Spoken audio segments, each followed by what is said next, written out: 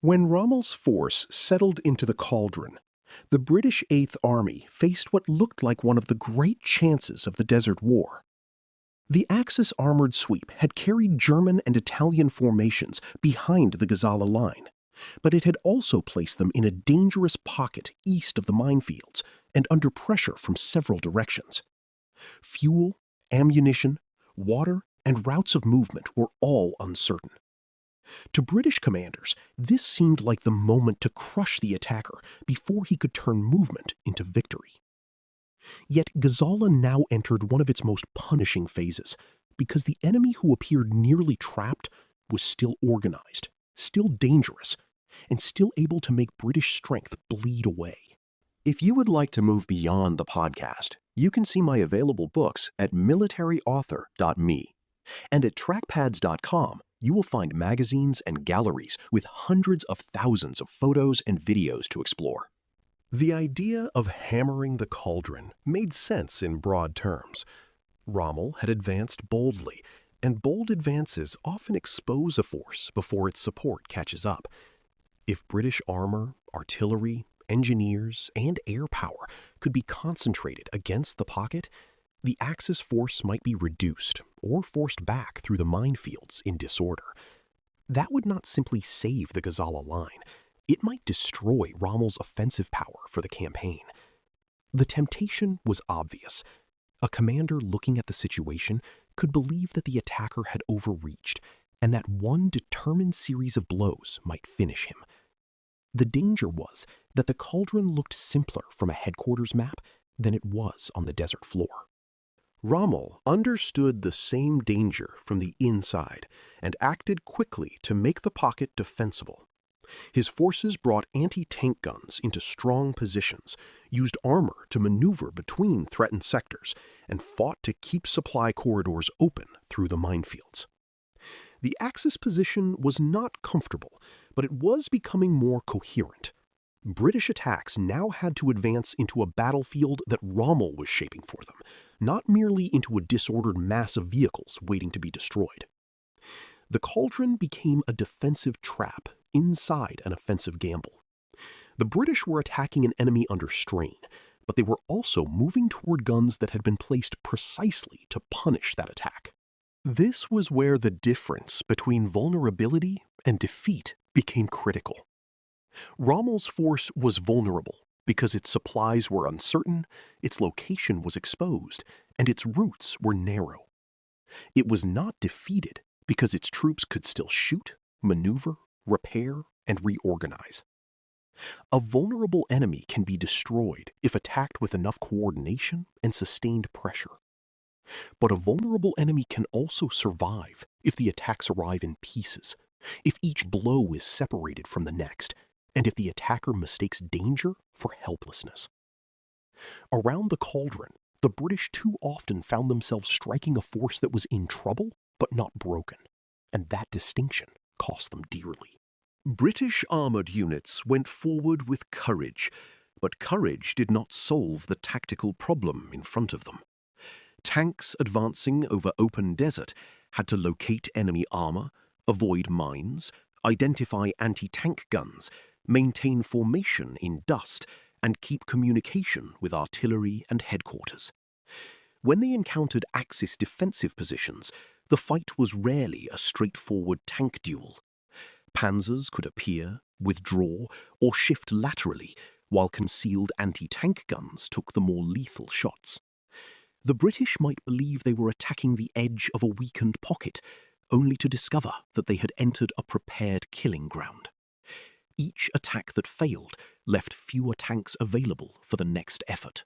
The Grant tanks gave British crews more firepower than they had possessed earlier in the Desert War, and the 6-pounder anti-tank gun strengthened British defensive positions. These improvements mattered, but they could not overcome poor timing by themselves. A Grant still needed infantry support, artillery suppression, reconnaissance, fuel, maintenance, and clear orders. A better gun still had to be in the right place at the right moment. Gazala showed that improved weapons could be wasted if committed without a full combined arms method. The British had better tools than before, But the Cauldron demanded an orchestra, not a collection of individual instruments playing at different speeds. Artillery and air power also played important roles, but neither could simply erase the Axis pocket. Artillery needed observation, coordination, ammunition, and targets that could be identified clearly enough to hit. Aircraft could attack vehicles, supply routes, and concentrations, but the desert's movement, dust, and changing front lines made close coordination difficult. Air attacks could damage and disrupt, yet they could not hold ground or guarantee that a convoy route stayed closed. The British needed all arms to reinforce one another. When tanks attacked without enough artillery effect, or when air attacks were not matched by ground pressure, Rommel's forces could absorb the blow, repair what they could, and prepare for the next one. The repeated attacks also created a dangerous psychological rhythm. Because Rommel appeared to be in difficulty, each new effort could be framed as the one that would finally collapse the Cauldron. That belief encouraged persistence, but it also risked blinding commanders to the cost of persistence without decision. Armored strength in the desert was not an endless resource. Every knocked-out tank, every damaged track, every exhausted crew, and every lost recovery opportunity reduced what the Eighth Army could do later. Believing that the enemy was nearly beaten can be useful if it drives decisive action. It becomes dangerous when it causes an army to keep spending strength against a position that has already adapted. Rommel's defensive method made that spending especially painful. His forces did not need to win every encounter in spectacular fashion. They needed to survive, keep corridors open, and destroy enough British armor to shift the balance over time. Anti-tank guns were central to that method because they allowed the Axis to conserve armored strength while punishing British attacks. Tanks could be held back, moved to threatened points, or used to lure British formations forward. Guns dug into the desert could wait, fire, and turn an advance into wreckage. This was not glamorous warfare, but it was effective. The Cauldron became a place where British operational opportunity was converted into tactical attrition. The British difficulty was made worse by command friction. Reports from the battlefield did not always provide a clear picture of Rommel's real condition. One sector might report success, another heavy losses, another uncertain enemy movement. Higher command had to decide whether to reinforce an attack, shift armor elsewhere, or prepare a larger coordinated blow. In a fast-moving desert battle, hesitation could be costly, but so could action based on a false impression. Units at the front often experienced the battle as immediate danger and confusion, while headquarters tried to interpret a pattern from messages that arrived late or incomplete. The Cauldron was not only a pocket of Axis troops, it was a fog machine for British decision-making. Meanwhile, the defended boxes of the Gazala line still existed, and Bir Hakeim still held out to the south. But the campaign's weight was concentrating around the Cauldron. That meant the British defensive system was being judged by whether it could translate local resistance into operational control. A box could stand firm and still not help enough if the armored reserves were being worn down elsewhere. Bir Hakeim could delay Rommel and complicate his supply routes, but it could not by itself destroy the Axis pocket. The British needed the whole system to work together.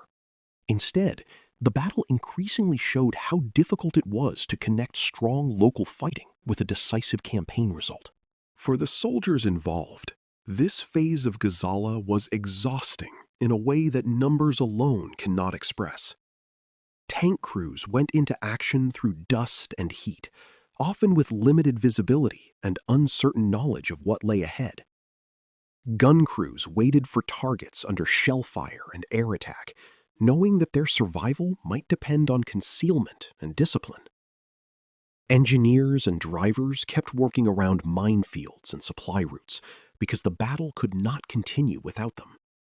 Mechanics tried to return damaged vehicles to service before the next order came. The Cauldron was not one clean clash. It was a grinding series of attacks, repairs, movements, losses, and renewed efforts that slowly consumed the strength of the side that failed to impose a decision. By the time the British had spent repeated efforts against the Cauldron, The opportunity to crush Rommel was beginning to narrow. He had not escaped all danger, and his army remained dependent on fragile supply and hard fighting. But he had survived the moment when survival was most uncertain, and in doing so, he changed the emotional direction of the battle. The British had believed they were hammering an enemy pocket that could be broken by pressure. Instead, their own armored force was being reduced in the process. Gazala's lesson here is severe. An enemy in trouble is not the same as an enemy finished. Around the Cauldron, the British saw a chance to end Rommel's offensive, but their blows fell without enough unity, and the hammer began to break in their hands. You've been listening to Famous Tank Battles. These battles were never just about machines. They were about doctrine, terrain, firepower, logistics, and the hard problem of turning shock into victory. For more military history writing and books, visit militaryauthor.me. And for magazines, podcasts, and a massive archive of military photos and video, visit trackpads.com. Thanks for listening.